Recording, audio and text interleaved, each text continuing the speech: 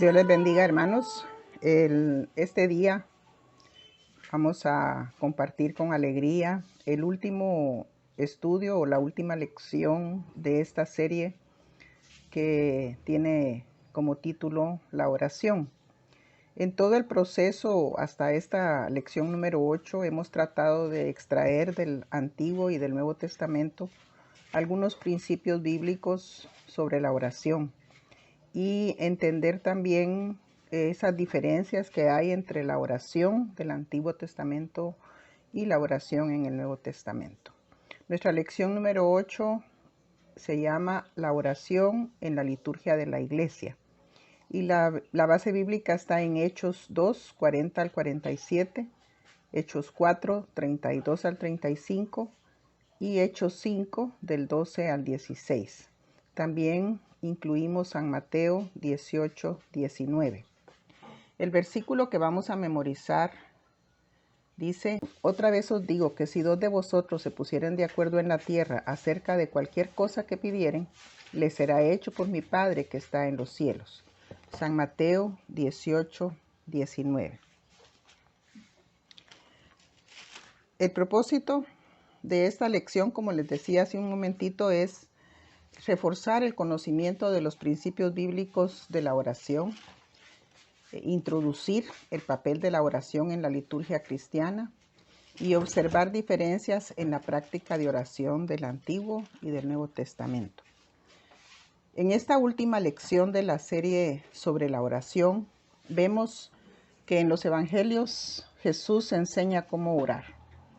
Jesús nos guió a entender una oración que exprese fe, que exprese humildad y perseverancia para hacer una oración eficaz.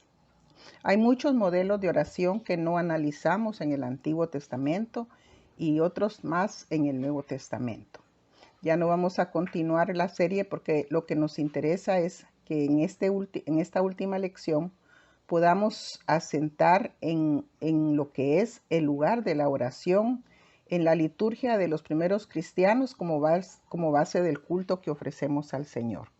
Cuando nosotros tenemos ahora ya en nuestra iglesia una forma de culto, un orden de culto que tiene sentido para nosotros, y en ese orden de culto se incluye la oración, es porque hemos extraído esa base bíblica que está en el Antiguo y el Nuevo Testamento. Y realmente encontramos, especialmente en el libro de los Hechos, que se le ha llamado el Evangelio de la Iglesia, cómo se refleja ordenadamente el trabajo de los apóstoles en el extendimiento de la fe cristiana. Y en este libro de los Hechos se describe el desarrollo de la iglesia naciente hasta su fortalecimiento institucional, es decir, el desarrollo de aquella iglesia que nació con un pequeño grupo de apóstoles y familias cercanas reuniéndose en hogares hasta que ya se estableció lo que es la iglesia propiamente dicha. Vamos a ver entonces la comunidad cristiana. Así comenzó. Lo que se llama iglesia primitiva eran realmente comunidades cristianas. Los apóstoles y todos los fieles que presenciaron la maravilla de Pentecostés y que recibieron el Espíritu Santo, iniciaron después un caminar desde Jerusalén, Judea, Samaria y hasta lo último de la tierra. Y en ese camino lo que iban haciendo era, en medio de la persecución, en medio de las dificultades, de la oposición, extender la fe cristiana. Y cuando nosotros leemos el libro de los Hechos se puede identificar en distintos lugares, desde hogares hasta, como dicen los historiadores, en algunas cuevas. Eran grupos que se reunían para afirmar la fe cristiana. Se reunían en oculto porque había oposición, especialmente de los líderes del judaísmo y de las autoridades romanas. Había mucha desconfianza que quedó después de la crucifixión y muerte del Señor Jesús. Pero ellos siguieron y como dice la palabra de Dios, con denuedo esparcían la fe en Cristo. Entonces se reunían al principio, como dije, en hogares, en lugares escondidos para afirmar la fe cristiana, y según este texto bíblico que vamos a ver de Hechos 2, del 40 al 47, nosotros podemos descubrir algunas de las actividades que ellos hacían en sus reuniones, porque en Hechos 2, 40 al 47 nosotros le encontramos que el grupito se iban perseverando, dice, ¿verdad? Es decir, que continúan y continúan regularmente sus reuniones. Pero ¿qué hacían? Estamos hablando de primero enseñanza de la doctrina de los apóstoles, porque dice que perseveraban en la doctrina de los apóstoles. También perseveraban en la comunión unos con otros, ¿verdad? Lo que se da en nuestras reuniones. En el partimiento del pan, que no se está refiriendo a otra cosa más que la comunión o el sacramento, ¿verdad? La Eucaristía. Y también dice ahí las oraciones, y más adelante leemos que alababan al Señor. Es decir, habían 4 actividades básicas en ese reunirse inicialmente como una comunidad que creía en Cristo, en la fe cristiana, que enseñaban la doctrina de los apóstoles, es decir, lo que Jesús le había enseñado a los apóstoles. Compartían el pan, o sea, la comunión, las oraciones y las alabanzas. ¿Cómo era esa reunión? O lo que llamaríamos hoy la liturgia de esos primeros grupos cristianos.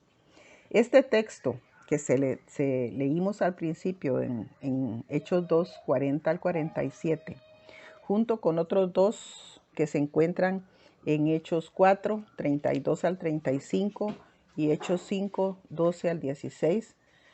Son 3 textos del libro de los Hechos que nos presentan y nos confirman el panorama cúltico de aquellos grupos. Es decir, cómo ellos vivían su culto en sus reuniones. Luego ya se identificaron. Primero eran grupos, como dije, y luego se identificaron como iglesias. Ahí está la iglesia de Roma, la de Corinto, la de Galacia, la de Éfeso. Después encontraremos la de Colosas, Tesalónica, Filipo y otras más, ¿verdad? Y las partes del culto de una iglesia, la liturgia que se puede extraer de esos textos es la siguiente. En Hechos 2, 40 al 47 ya dijimos la adoración, es decir, el culto al Señor con enseñanza, oraciones y cantos. Y en este pasaje de Hechos 2, 40 al 47 se incluye el partimiento del pan, que no se refiere a comer juntos esa comida del común, ¿verdad?, de las familias, sino específicamente al sacramento de la comunión. En Hechos 4, 32 al 35, nosotros encontramos que dice, y la multitud de los que habían creído eran de un corazón y un alma, y ninguno decía ser suyo propio nada de lo que poseía, sino que tenían todas las cosas en común, y con gran poder los apóstoles daban testimonio de la resurrección del Señor Jesús, y abundante gracia era sobre todos ellos, ¿verdad? Y ellos ayudaban, es decir, cuando se dice ahí que nadie decía esto es mío, nadie consideraba las cosas como suyas, como de su propiedad, sino que las tenían en común. Entonces, esta es otra parte de nuestra vida cristiana que se llama servicio. Y esto es muy claro según el mensaje cristiano. No se puede predicar la palabra si nos olvidamos de las necesidades básicas de la gente. No hay una iglesia que pueda vivir y crecer espiritualmente solamente reunida en el culto y ciega a las necesidades materiales que puedan tener los mismos miembros de la iglesia o miembros que son, o personas que están fuera de la iglesia pero que son miembros de la comunidad. Y en Hechos 5, 12 al 16, luego encontramos en Hechos 5 del 12 al 16 otros elementos más. Dice, y por las manos de los apóstoles se hacían muchas señales y prodigios en el pueblo, y estaban todos unánimes en el pórtico de Salomón.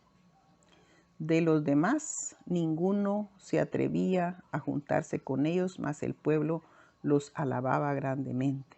Y los que creían en el Señor aumentaban más gran número, así de hombres como de mujeres, tanto que sacaban los enfermos a las calles y los ponían en camas y lechos, para que al pasar Pedro, a lo menos su sombra cayere sobre alguno de ellos. Y aún de las ciudades vecinas muchos venían a Jerusalén trayendo enfermos y atormentados de espíritus inmundos, y todos eran sanados. Aquí lo que estamos viendo con las señales y prodigios que los apóstoles, por medio de los apóstoles, Dios hacía en medio de la alabanza, es el testimonio. Con los 3 versículos, con los 3 pasajes que tomamos del libro de los Hechos, nosotros encontramos entonces en el primero lo que es el culto al Señor, que incluye alabanza, enseñanza y oraciones. También el sacramento de la comunión. En Hechos 4, 32, 35 está el servicio, ¿verdad? Que incluye el compartir lo que tenemos. Y en Hechos 5, del 12 al 16, ellos están unánimes y por medio de ellos están haciendo señales. En medio de la alabanza hay milagros, es decir, un testimonio delante de la gente que no creía. Ahora, de la palabra de Dios, nosotros pasamos a lo que es la liturgia de la iglesia. Hay cosas que de verdad no las podemos compartir, ¿verdad? Por ejemplo, eso de tener todas sus cosas en común, es decir, si yo tengo una mi casa, no la voy a poner en las manos de los pastores para que la usen todos, sino que ahora pues tenemos una cultura y vivimos un tiempo en el que cada quien tiene su vivienda. Ya no se necesita esa comunidad que había ya, ¿verdad? Pero siempre hay mucho que podemos extraer. Y fíjense que de los textos que leímos, vamos a pensar cómo extraemos esos elementos que son principales en nuestro culto. Cuando digo liturgia, cuando digo culto, me estoy refiriendo a esa práctica que tenemos en el orden de cultos. Está definido qué es lo que vamos a hacer cuando vamos a la iglesia a rendirle culto. El primer elemento es la palabra. En esos grupos ellos estaban siempre recibiendo la enseñanza. No existía la Biblia. Los apóstoles comunicaban lo que Jesús les había enseñado, la base de todo su movimiento y la doctrina, ¿verdad? Entonces, en los sermones, ahí es donde nosotros decimos, bueno, dentro de nuestro culto tiene que haber palabra, enseñanza, sermón. Luego están los sacramentos. Ellos compartían el pan y también muchos eran bautizados. Los que se iban acercando eran bautizados. Los 2 sacramentos que nuestra iglesia practica y que por supuesto son parte también de nuestro culto. Más que todo la comunión, porque los bautismos pues esos son más eventuales. La oración es parte de nuestro culto, y en los textos que leímos y en otros más que no hemos leído, la oración comunitaria, o sea, la oración de ese grupo que llamamos ahora congregacional, está presente. Todos oraban, perseveraban en la oración. Y fíjense que pasamos entonces de aquella oración personal a una oración de la iglesia. En Mateo 18, 19, que fue el texto que memorizamos, dice el Señor Jesús que en verdad les digo que si 2 de ustedes se pusieran de acuerdo aquí en la tierra en algo que están pidiendo, se les será hecho. Es decir, esa oración del grupo es importante. Es bueno la oración que cada uno de nosotros tenemos, personal, pero aparte está la oración que hacemos en nuestra iglesia, que es congregacional. Y luego otra cosa que incluimos en nuestros cultos es la alabanza, la adoración por medio de la música, cantos, instrumentos musicales, y aquí se pueden incluir también las ofrendas, ¿verdad? No nos podemos olvidar de las necesidades del pueblo. Por eso se dan las ofrendas y los diezmos, que son para que la iglesia pueda hacer el servicio a los necesitados. Aquí estamos armando con algunos principios que extraídos de la palabra de Dios lo que va a ser nuestra liturgia. La liturgia, por su origen etimológico, se refiere a cómo en las asambleas allá en Grecia cuando iban a hacer alguna ceremonia, tenían un orden escrito de lo que iban a hacer paso por paso. Y de ahí la iglesia toma también esa misma práctica de la cultura griega, la incorpora a su adoración como una práctica, ¿verdad? Por la cual ordenamos, planificamos las diferentes partes del culto cristiano. En nuestras iglesias no se hace un orden de culto provisional o hecho de último momento, algo imprevisto, ¿verdad? Que pongamos unos coros y pensemos en alguna lectura, sino que lo que hacemos tiene todo sentido, tiene todo relación. Eso es lo que se llama liturgia, ¿verdad? Cuando nosotros hacemos un culto ya sentados en la primera banca de la iglesia, porque no lo traemos de la casa, sino que ahí lo que encuentre, eso no se llama liturgia. Liturgia es cuando nosotros analizamos el orden que va a llevar todo lo que vamos a hacer como parte del culto para que tenga sentido y para que lleve también nuestro espíritu a un punto especial, que es la adoración. Nuestros cultos no son para exaltar los dones de algún hermano. Nuestros cultos no son para que el pastor o la pastora se luzcan en una gran presentación. Nuestros cultos tienen como base adorar a nuestro Dios y adorarlo inteligentemente. Entonces, ¿qué tiene nuestro orden de culto? Fíjense que las iglesias, no voy a decir yo que las iglesias estas pequeñas que iniciaron, que se llama iglesia primitiva, las primeras comunidades ya tenían un orden escrito, ¿verdad? Sino que se fue a través de los siglos heredando una práctica de culto que inició de forma sencilla, pero que poco a poco se fue formalizando. Es decir, tomó una forma, tomó consistencia hasta el día de hoy, ¿verdad? Con algunas diferencias según nuestra cultura y nuestra fe religiosa. Entonces, en nuestros órdenes de culto que tenemos hoy hay, en primer lugar, lecturas de la palabra de Dios. Se hace una lectura de llamamiento a la adoración, una lectura de seguridad del perdón, luego todas esas lecturas que ponemos para que se interprete o se respalde, mejor dicho, el sermón que se va a predicar. También en nuestros órdenes de culto incluimos oraciones. Hay varias oraciones. La oración de invocación, ¿verdad? Pidiendo la presencia de Dios en medio de nosotros. Y pidiendo también la aceptación de Dios de lo que le vamos a ofrecer.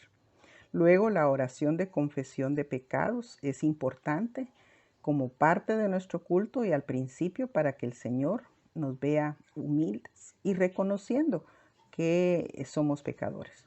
Viene después la oración de iluminación para que al leer la palabra, al explicar la palabra, al oír el sermón, nosotros tengamos una mente despierta, abierta y que podamos entenderla. Después se hace la oración de gratitud por la palabra e intercesión.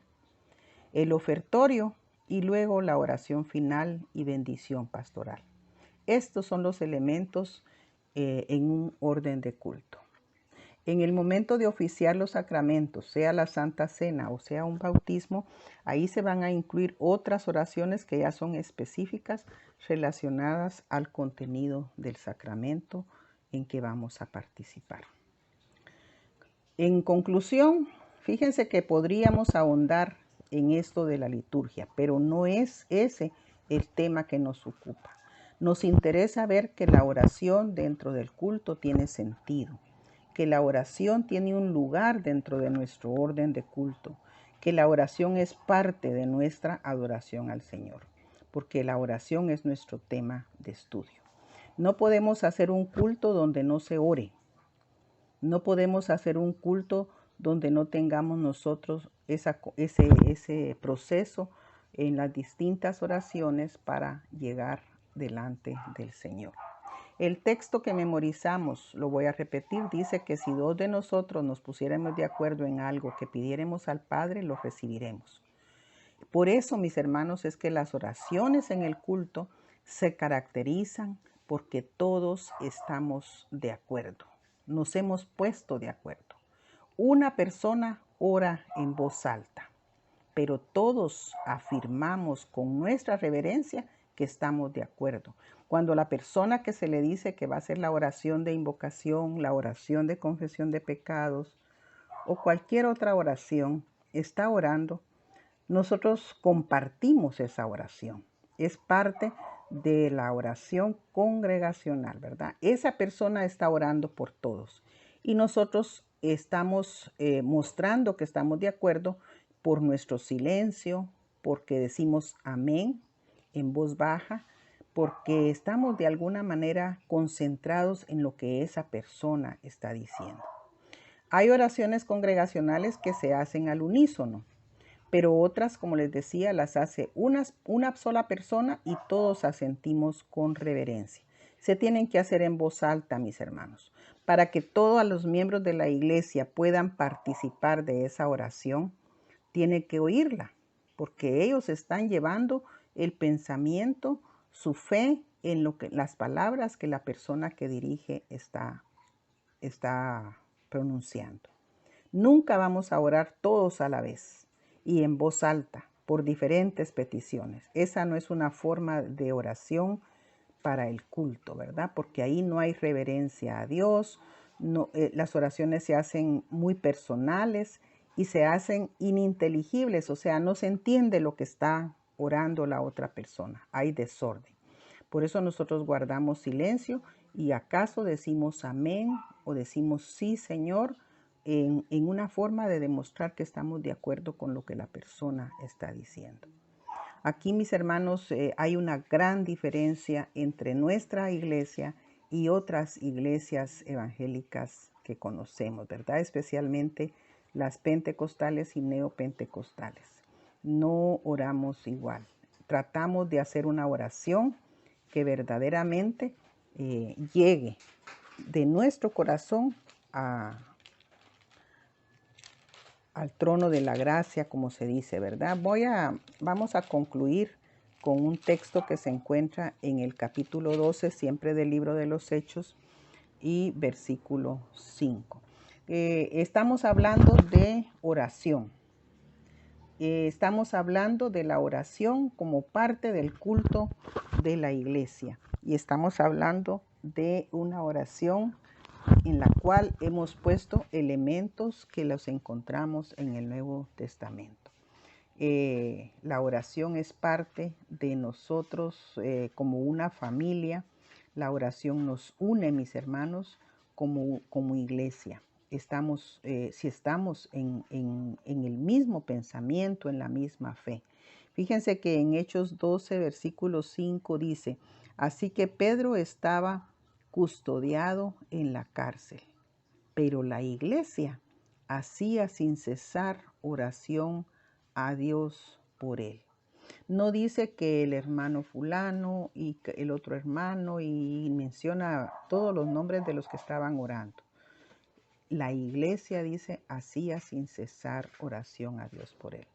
Y si estaban esas personas orando como iglesia, de acuerdo, como dice Mateo 18, 19, la respuesta del Señor venía. Y aquí lo podemos ver en este relato de la palabra de Dios.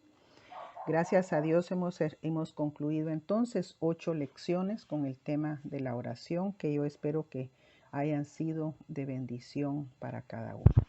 El próximo día de estudio bíblico vamos a tener un tema diferente que les será dado a conocer a cada uno en su momento. Dios les bendiga.